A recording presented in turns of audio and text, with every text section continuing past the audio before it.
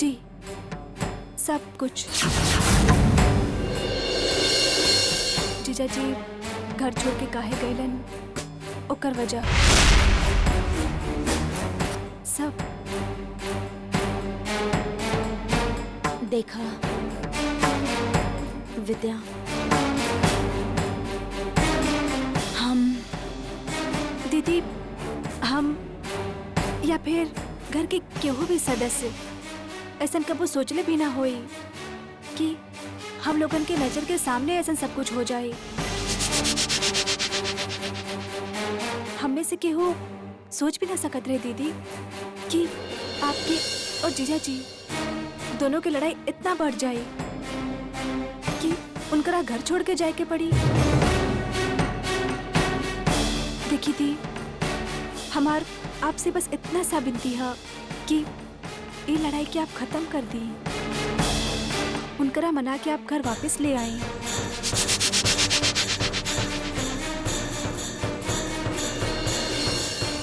हम जानत पानी दीदी, ये आप दोनों के आपस के मामला है, पर फिर भी हमके तू होखत के बाड़ू हमरा से ये सब कहे वाली।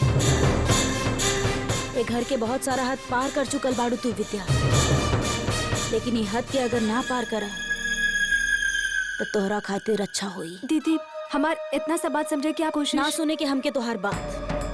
अगर अनिकेत के ऐसा लागता कि हमारे को छोट गलती के वजह से उनके घर से दूर रह के पड़ रहा बा तो रह सकेले वो दूर। अब तू जा सकेले।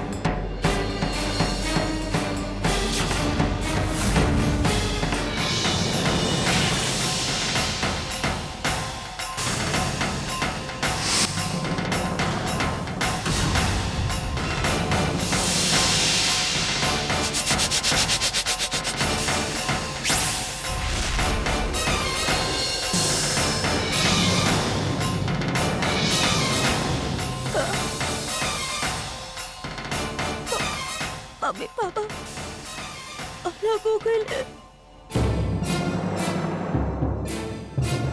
पापा कब वापस ना आए।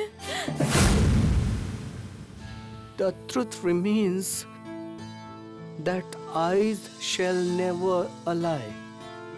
They say it all.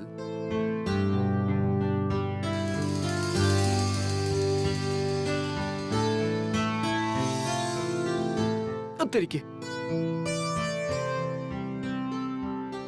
एकर मतलब आँख कबू झूठ ना बोलेला, पर आँख बोलेला कैसे?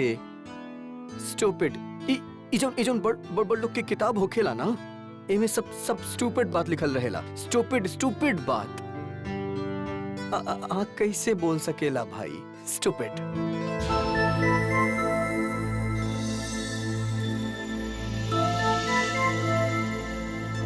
It just by look into someone's eyes, you can say what's going on in person's mind. Yes, eyes do speak.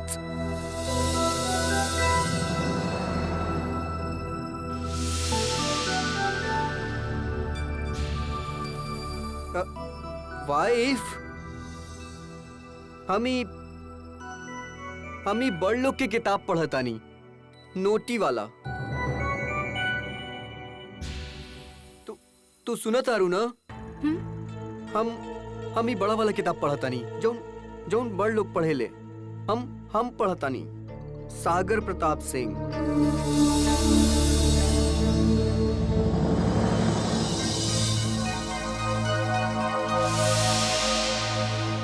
विद्या, तू कुछ सोचत आरू? कोनो बात से परेशान बाड़ू?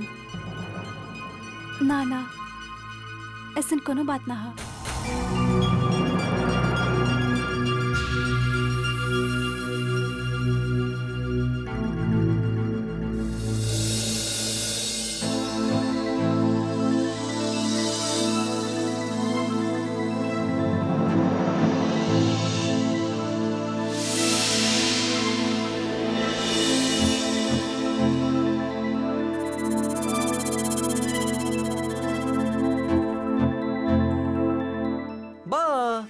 बा झूठ बोला तारू झूठी बा। आंख झूठ ना बोलेला ऐसन ऐसन ही किताब में लिखल बा। तहार आंख तो बोलत बा विद्या। हाँ और वो ये बोलत तारी के सागर हम बहुत परेशान बानी।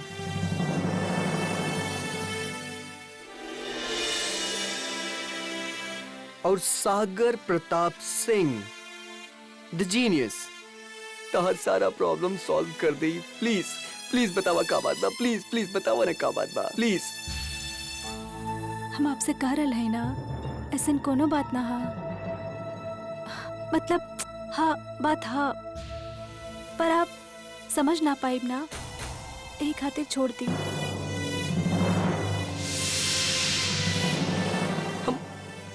हम काहे ना समझ पाए विद्या काहे।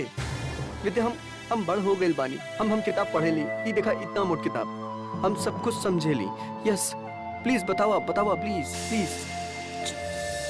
आप दवाई खैनी?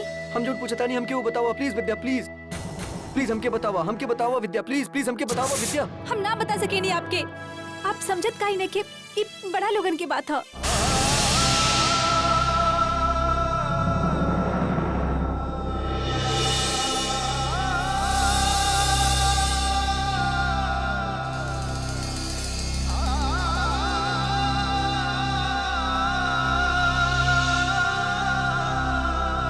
देखिए हमार कह के मतलब है कि आप प्लीज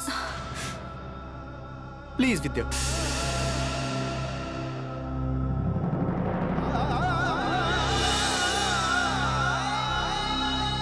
हमके और कुछ समझे के ना बा प्लीज। हमके कुछ भी ना समझे के बा। You are a bad girl very bad girl. हम मिस्टर इंडिया के पास जाता नहीं। वो हमके सब समझाई। हमके तरह से कुछ ना समझे के बाद हमके कुछ ना सुने के बाद तू हमके बताई भी हुई तो हम अपन कान बंद कर ले। हमके कुछ ना सुने के बाद प्लीज कुछ भी ना सुने के बाद। You are a very bad girl very bad girl.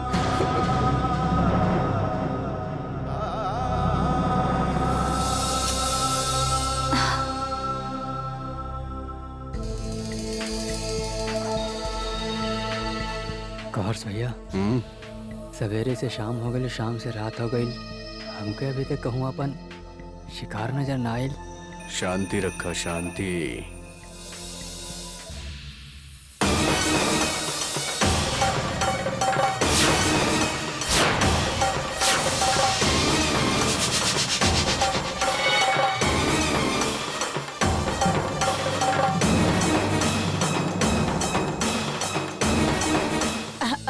अरे विद्या तू तो ललन के जाने लू। बहुत अच्छा से। अभी ये रही। ये कब तक रहे वाला है? ललन भैया इहे रही हैं। और ये का पूछल भई विद्या कि कब तक? अरे हम का कबो तोहार चाची या तोहार माँ से ही पूछनी कि वो यहाँ कब तक रहे वाला बड़े?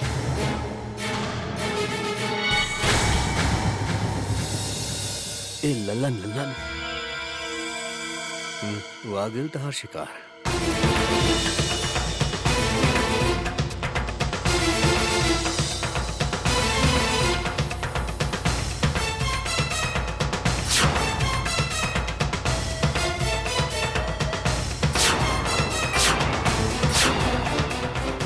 अच्छा बिया ना।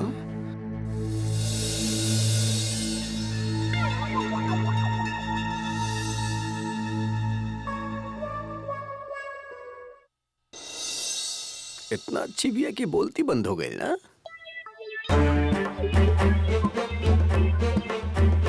अकेल बाड़ी आजकल समझ ला। अपन साथ तू तो मार ला हमरे खोपड़ी पर ये काम हमरा से ना होई। अरे काहे ना होई ललन का हो गई। अरे उठा तो सही। अरे भैया हम ऐसा नजर से कैसे देख सकेले उनकर। अरे हमार मैया के समान बानी हूँ। अरे ये ललन अरे ललन के का बताई। बचपन से एक्टिंग अभिनय के बहुत शौक बाइक रखे। कहो भी कबो भी शुरू हो जाला। अब यहाँ शुरू हो गई। अरे नहीं भैया हमका माफ कर दो। हमरा से नहीं के होई। हम सब लोगन के सच सच बता देते हैं। अरे अरे लल्लन, अरे कहाँ करा तारा? अरे देखिए अरे देखिए बात ऐसे बा महुआ जी के। महुआ जी,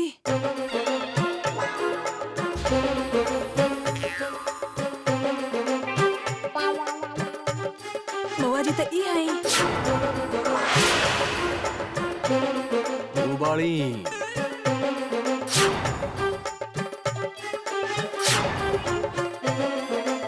महुआ जी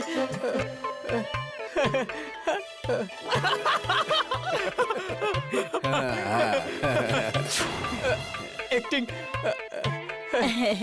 एक्टिंग करत रहनी। Mahua ji how do you do? Myself Lallan Prasad from Banaras. Very far if you go by train. ललन के यहाँ हर्ष बुलैले बानी, आखिर मकसद का है हर्ष के? विद्या, भारत कहाँ? हम क्या पता बा? हम दरवाजा पे बहुत नाक कैली उस सो आता। सूत्राला बिना खाना खैले सुत गईल। माँ माँ हम देख क्या आवत है। भारत भारत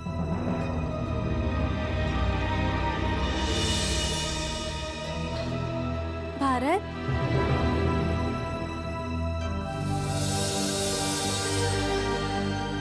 भारत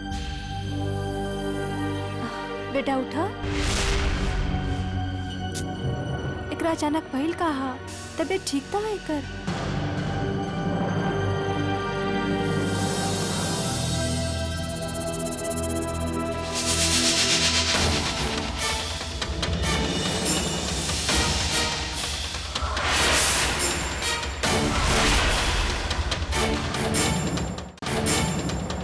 भारत भारत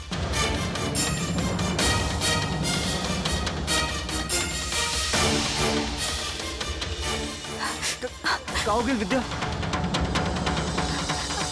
पता ना भारत भारत कहाँ चल गई?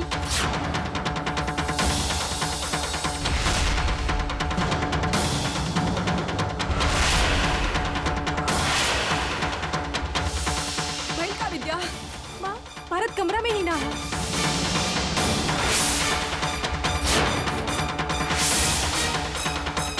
कहाँ चल गई ली?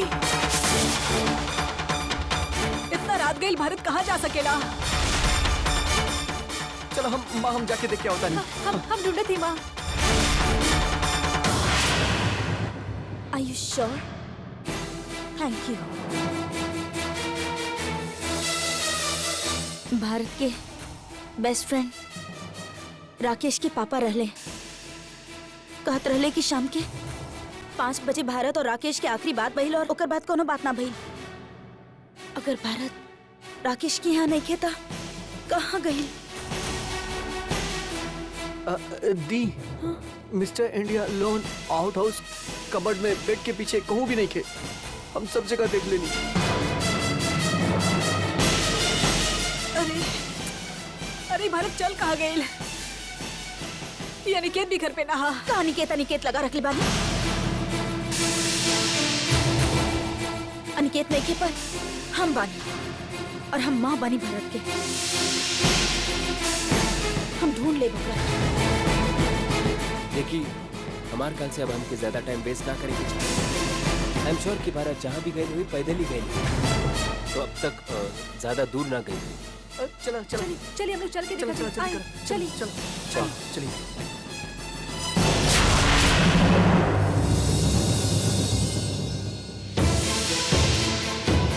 सुनी, हमके लगा था कि हमके सबसे पहले जीजा जी की खबर करके चाहिए बारे में। पर जीजा जी तो लंदन में बाड़े विद्या। वो यहाँ कैसे आई है? वो यहाँ ना बाड़े। जीजा जी ये है।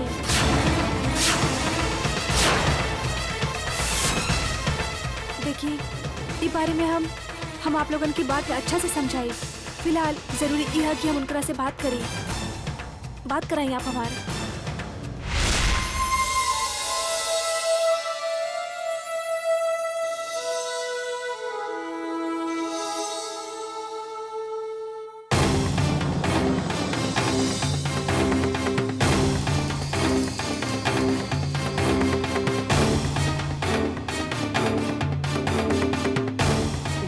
भीड़ बा, चला यहाँ देखा जाए।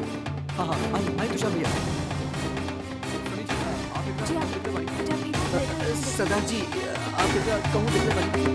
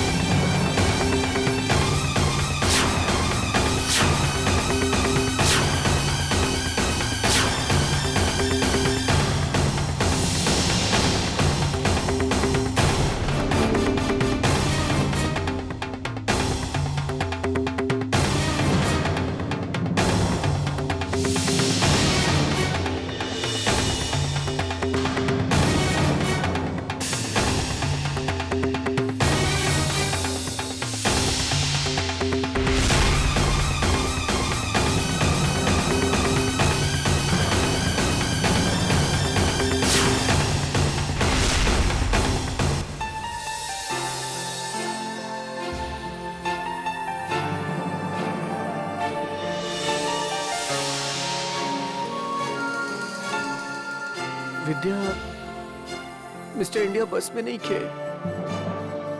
सागर हम लोग आगे दिखते हैं, चला ना। हाँ चलिए।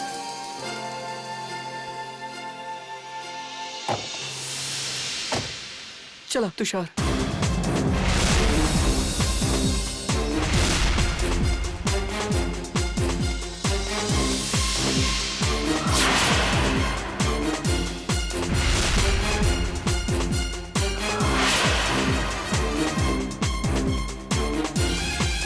तुषार भैया पुलिस स्टेशन चलेंगे।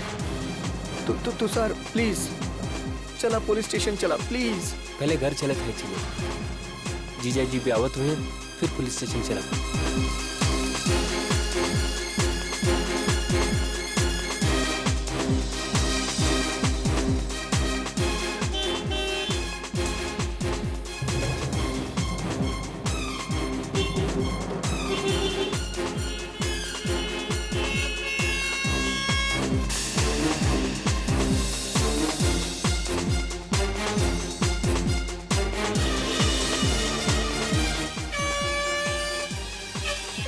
चला चला चला चला।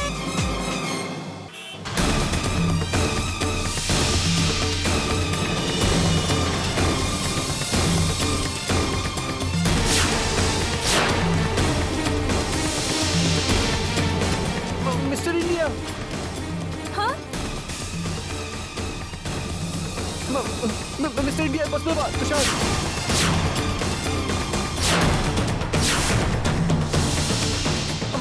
हम मिस्टर इंडिया के बस में दिख रही। चीनू मिस्टर इंडिया चला चला प्लीज, चला तुषार चला प्लीज।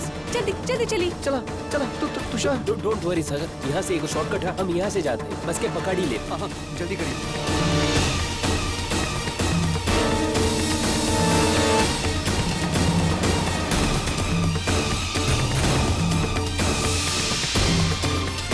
तुषार प्लीज जल्दी चलावा प्लीज।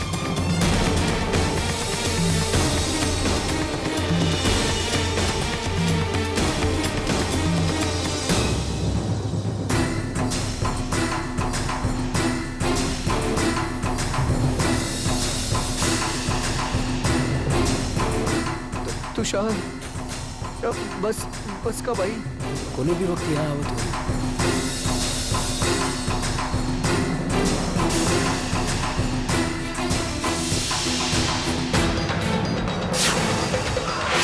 उदय का बस आ रहा है।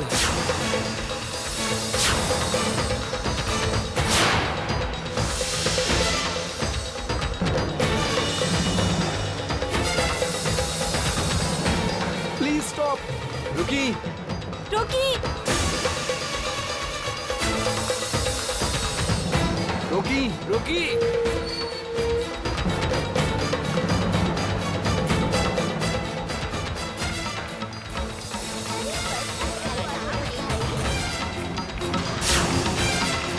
तुषार मिस्टर इंडिया ऐसे रहे यहाँ पे। वो जो छोट बच्चा वहाँ पीछे बैठल रहे, वो कहाँ गई? ओकरा तो हम पीछे ही उतार देने, वो बिना टिकट सवारी करत रहे।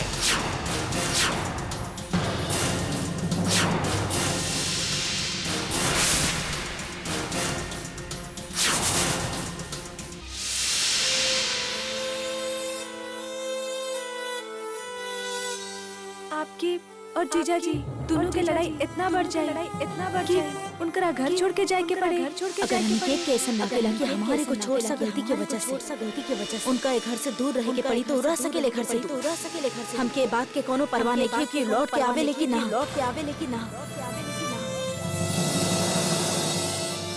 हमके बात के कोनो परवाह नहीं कि लौट के आवे लेकिन ना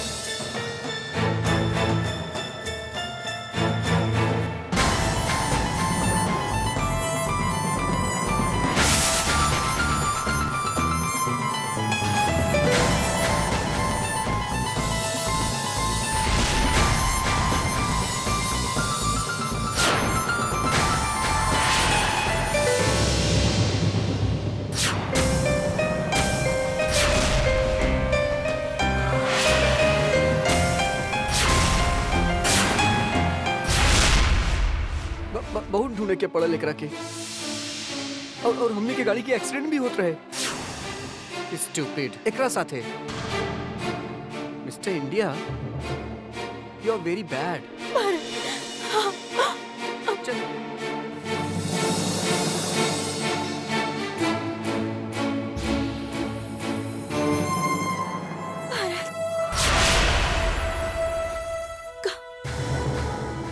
कहाँ चल गए रहला बेटा? वहीं रुक जा सिंधुरा।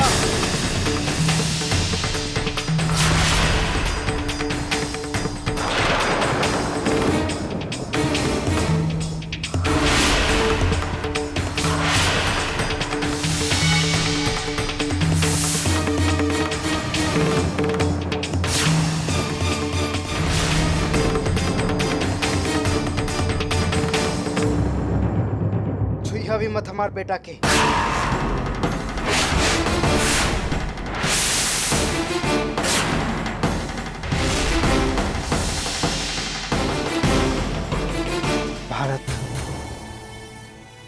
भारत बेटा कहाँ गेल रहला? बोला का भइल? बोला का भइल बेटा? पापा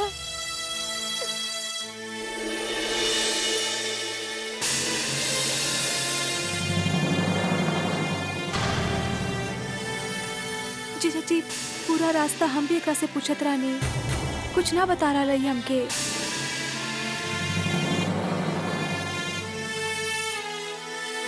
बेटा बोला बेटा अपन पापा के बताबा। हाँ प्लीज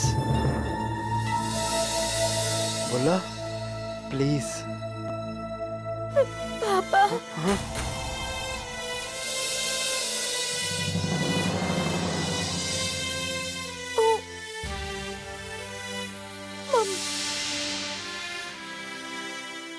सिंधुरा का कहला तू एकरा साथ? का कहला तू एकरा?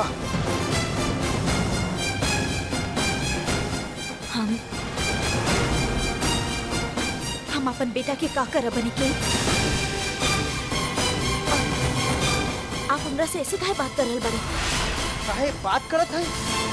काहे कि तोहर आदत है लोग के हर्ट करे के।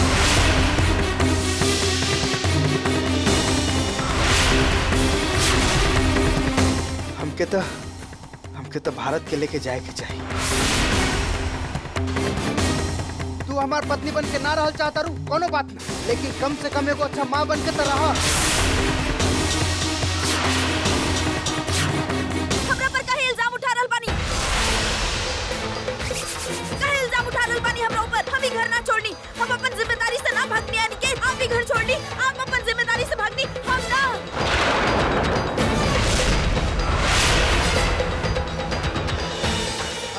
घर से गए नहीं, एक वजह तो अच्छा तरीका से जाने लू।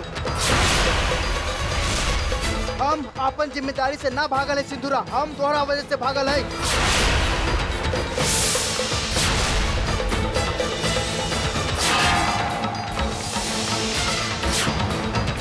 कबो भी हम अपन घर के और अपन बच्चा के पूरा जिम्मेदारी उठा सकत है, लेकिन तोहरा साथ एक छत के नीचे एक पल ना रह सकत है हम, और एक वजह तू जाने लू।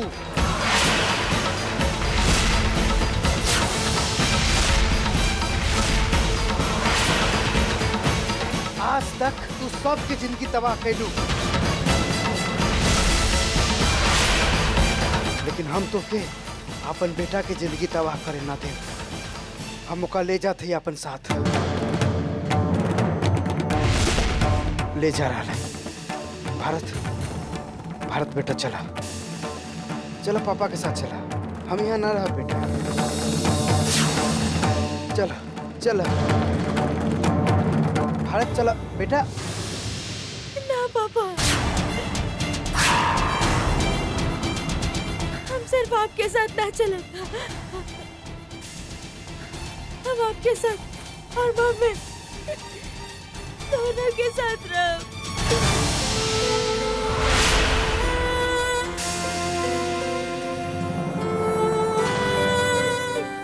हम मम्मी की कहते सुननी कि आप घर वापस कब ना आए, ऐसे हम घर छोड़ के चल गए नहीं।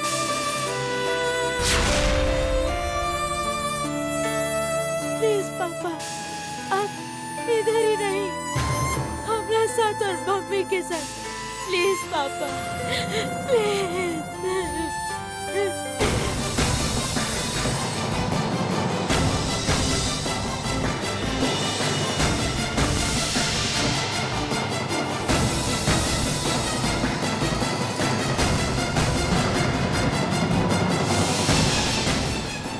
मिस्टर इंडिया, भारत हमार बात सुना। भारत सुना तो सही।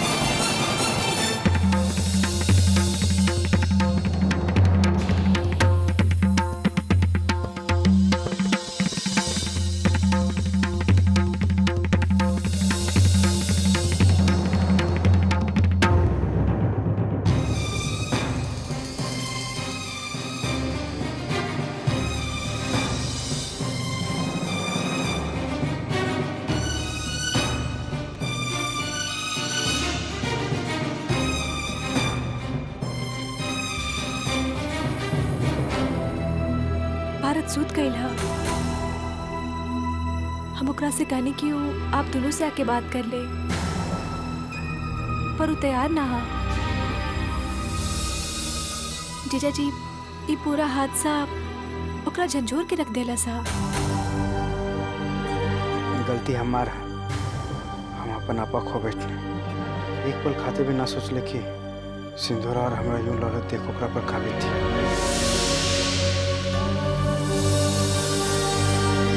जीजा जी, का आप लोग भारत के खातिर ही लड़ाई के ना छोड़ सके नहीं?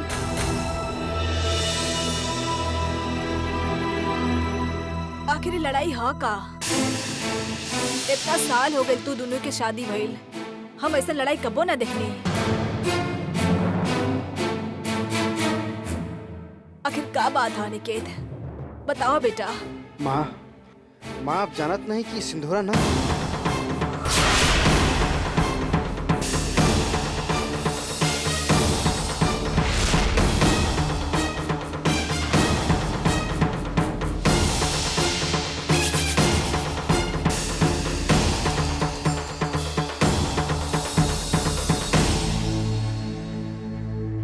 बोला निकेत, का बोलत रहे बेटा?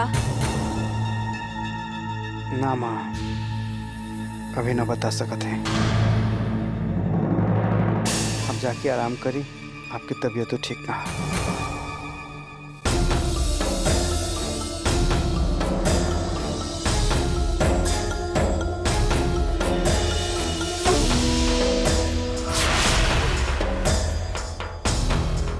हर्ष भैया, आप तो हमारी जिंदगी बनाए देले बानी। अबे हाँ धड़ा। जिंदगी बदलल ना बतहार, बदला। तो का बा अब सिर्फ आपन सारा के सारा ध्यान एकत्रित करके आपन शिकार पे लगावा। 10 शब्द अंग्रेजी के सीखे खातिर बोलने रहनी सिखले। सीखने ना भैया। हाँ हाँ और बोल बोल बोल। ऐसे टॉप टॉप के शब्द सीखले बानी ना, अगर कोनो अंग्रेज सुन ली ना तो हमरा के गोद ले ली। अरे का बात करता सुनावा।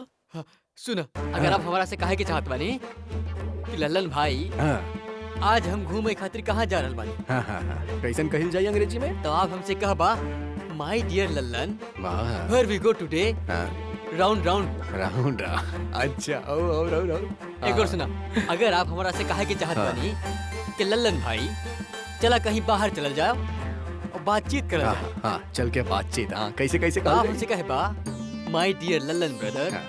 You and I both walking और साथ में टॉकिंग। हाँ बढ़िया। सुने में तो एकदम सही लगा था। और सुनावा। हाँ, हाँ एक और सुना, अगर आप हमारा से कहे के चाहत बानी एक मिनट ई तहार आज की क्लास ऐजे खत्म। ठीक है भैया, जाते जाते चलो जा।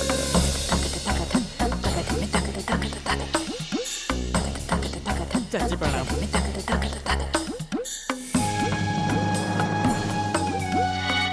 काओ चाची काहे इतना चिंतित लगा तारू? काओ गई? अरे अरे काओ गई? पाँव के नीचे आके क्यों मर गए का? अरे हाँ मर गई।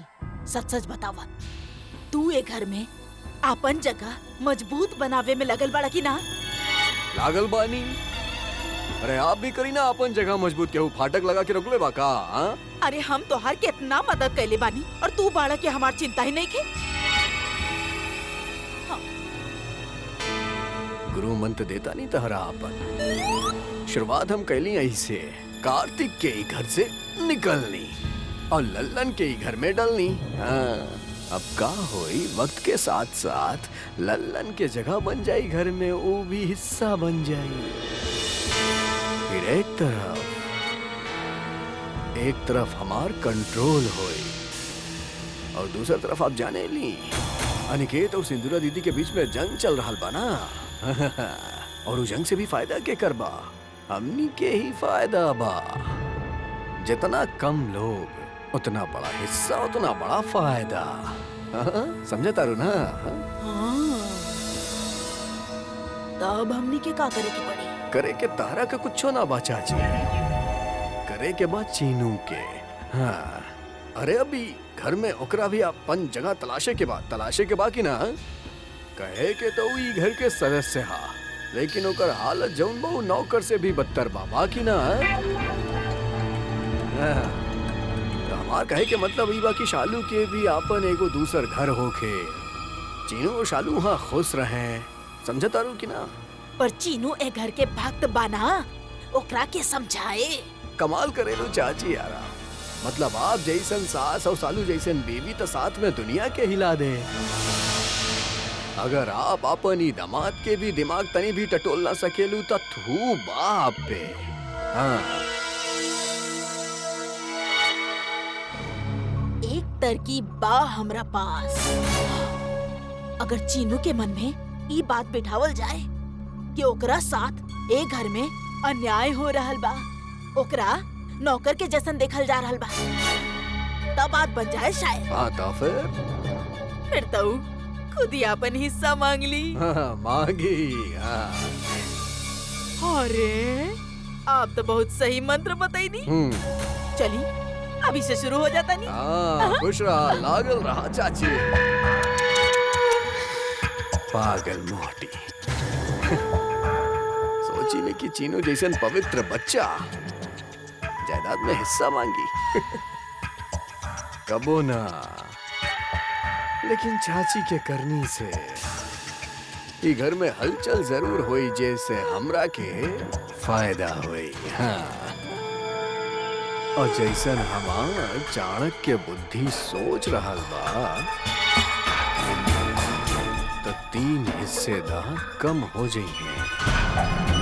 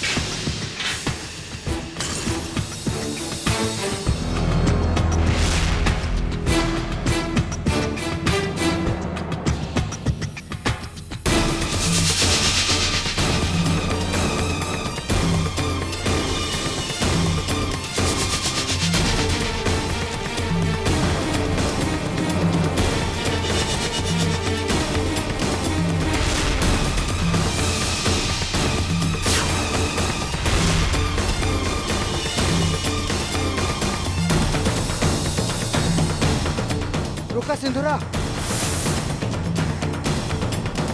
रुका।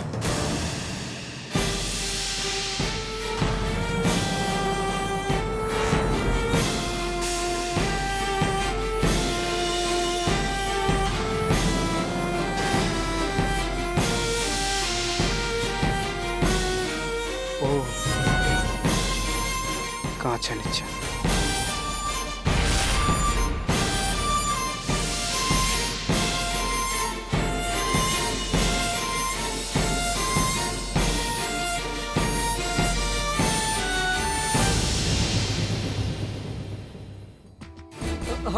हमार बॉल हमार बॉल कहाँ बा? हमार बॉल आइल बा का रूम में? हमार बॉल आइल बा रूम में? सागर, हमार बॉल सागर तो के कितना बार कले, ऐसे घर में ना खेलल जाला।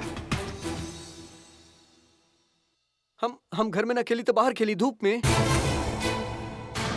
और आप यहाँ आराम से एसी में रहा, आराम से एसी में। हम बाहर खेली धूप में, गर्मी में। हाँ?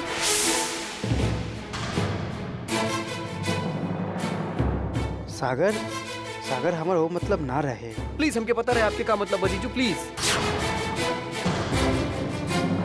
प्लीज हमके सब पता बा। ये हमारे घर बा, my house. Sagar Pratap Singh, son of Raghav Pratap Singh and Uma Pratap Singh, please. Sagar, का तरीका बाबा जीजा जी से बात करेंगे? तमीज से बात करा।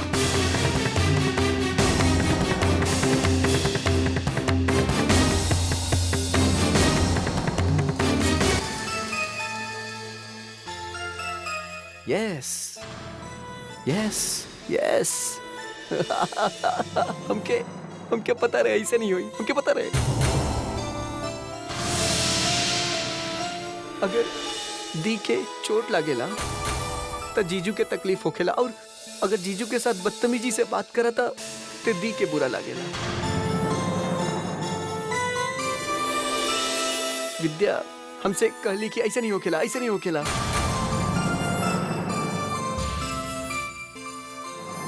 जीजू जब दो लोग के शादी हो जाला तो उनके एक साथ रह के चाहिए, अलग अलग ना रह के चाहिए, एक दूसरे के साथ रह के चाहिए, ना तो सबके बहुत बुरा लागेला। और बच्चा लोग के बहुत बुरा लागेला।